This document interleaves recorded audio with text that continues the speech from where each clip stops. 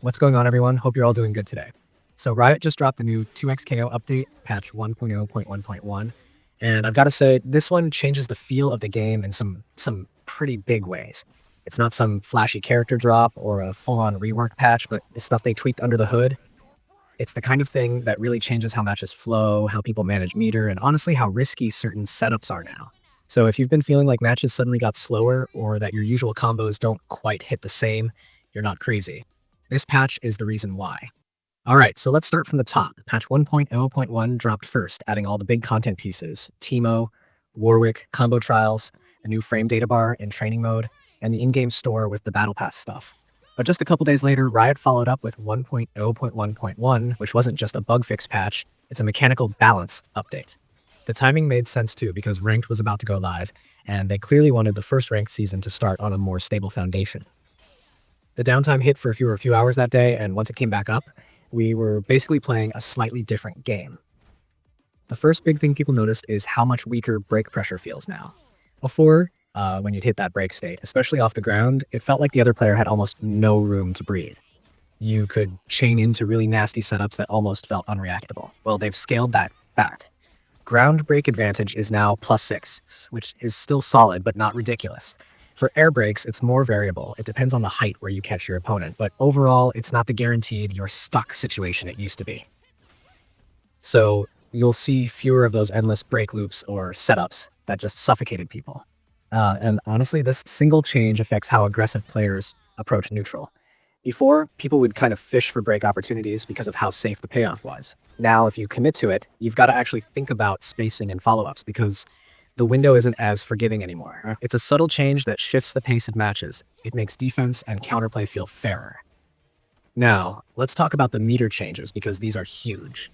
The meter economy in 2xKO was always kind of generous. You could build a ton of meter during long combos, then spend it on something and still end up with enough juice for another big moment later.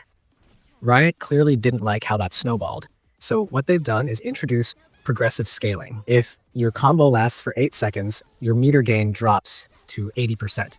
Keep it going to 11 seconds and it's cut to 50%. If you somehow stretch it out to 16 seconds, you're only getting 10% of what you normally would. And on top of that, after you spend meter, like when you use a super or a big EX, you actually get a 75% reduction to your meter gain for the next 8 seconds. That right there changes the way people think about resource management. You can't just spam your supers or blow your bar every chance you get and expect to build it all back instantly. It forces you to think, do I spend now for guaranteed damage, or do I hold it so I can maintain pressure later?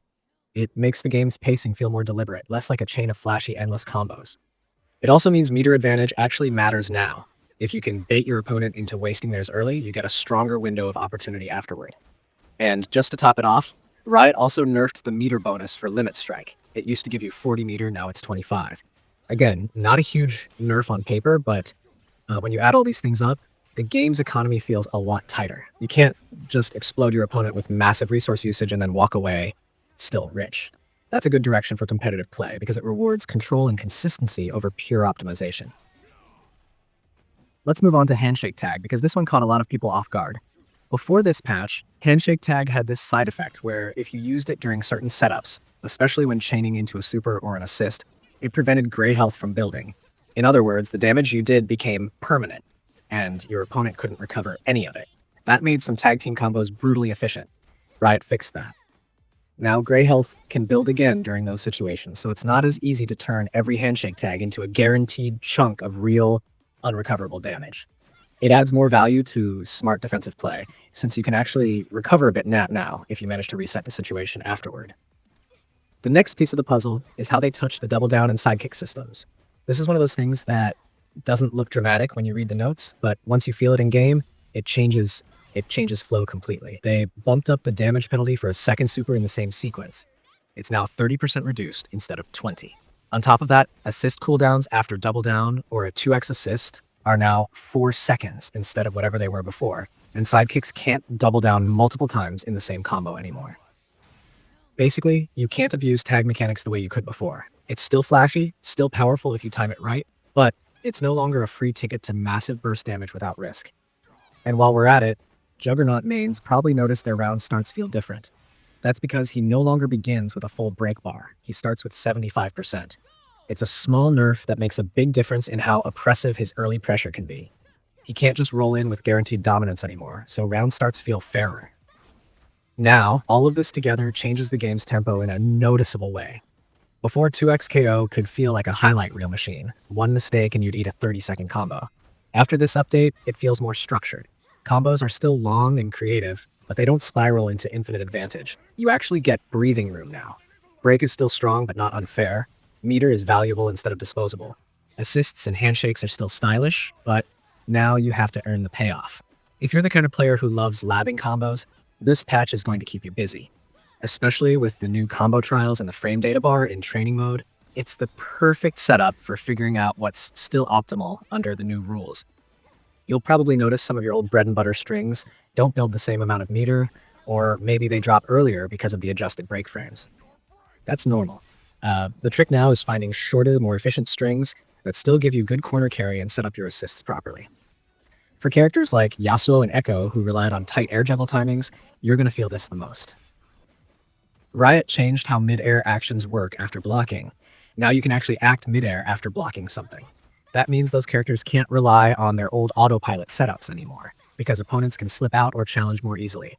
It's not a nerf to those characters directly. It's more of a global adjustment that opens up more counterplay options. But if you play them, you'll need to relearn some timing and spacing. Another neat side effect of these system changes is how they impact ranked matches. Riot actually mentioned that queue times might be a little longer now, but that's on purpose. They're focusing on matchmaking quality. Challenger is also going to be harder to reach, so your placements might feel slower, but the overall balance of who you're fighting should improve. That's good news for competitive players who are frustrated with lopsided matchups before. Now, from a player's perspective, the best thing you can do right now is to treat this patch like a soft reset of your fundamentals. Go into training mode, use the frame data bar, and see exactly how your moves feel post-patch. Time your assists differently, adjust your combo routes, and get used to managing meter like it actually matters. Try doing a few test rounds where you don't spend meter at all. See how that changes your pacing. Then do the opposite. Spend early and feel that 8-second penalty kick in. You'll start to develop a natural sense for when to commit and when to hold back. And when you're actually in matches, pay attention to how your opponents are adapting.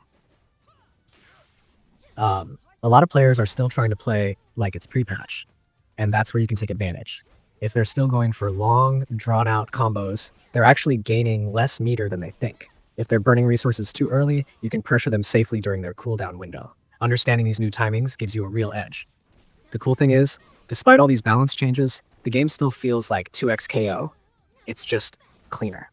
The pacing feels more competitive, the rounds breathe better. You don't feel robbed by random break chains or forced into meter loops you can't respond to. It's a patch that rewards decision-making and control, and that's exactly what a healthy fighting game needs once rank comes online. So yeah, overall, this 1.0 1.1 update might not sound flashy, but it's a big step for the game's long-term health.